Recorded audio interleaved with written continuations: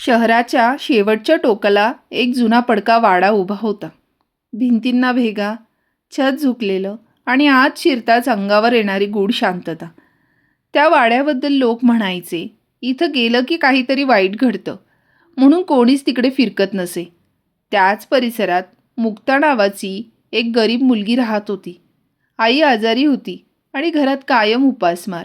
रोज कचरा वेचून ती कसंबसं आपलं आयुष्य चालवत होती.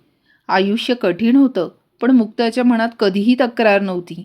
एक दिवस कचरा वेचताना जोरदार पाऊस सुरू झाला. आडोशासाठी ती चुकून त्या पडक्या वाड्यात शिरली.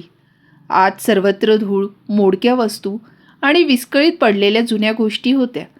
तेवढ्यात एका कोपऱ्यात तिचं लक्ष अर्धवट उघडलेल्या लोखंडी संदुकीकडे गेलं. कुतूहलापोटी तिने ती संदूक उघडली आणि तिचा श्वास थांबला. आत सोन्याची नाणी, दागिने, मोती आणि जुना खजिना भरलेला होता. ते गुप्तधन खरंच होतं.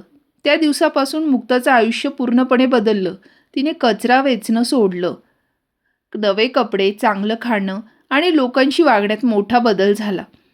जे लोक कधी मदत करायचे त्यांच्याशी ती आता तुच्छतेने बोलू लागली. हळूहळू मुक्ताच्या मनात अहंकार वाढू लागला. आईने तिला समजावलं, मुली, हे धन आपलं नाही, याचा गर्व करू नकोस. पण मुक्ता हसून म्हणाली, दारिद्र्य आता संपलंय आई. एके रात्री ती नेहमीप्रमाणे धन पाण्यासाठी वाड्यात गेली. संदूक उघडली आणि ती जागी स्तब्ध झाली. सगळं धन गायब झालं होतं.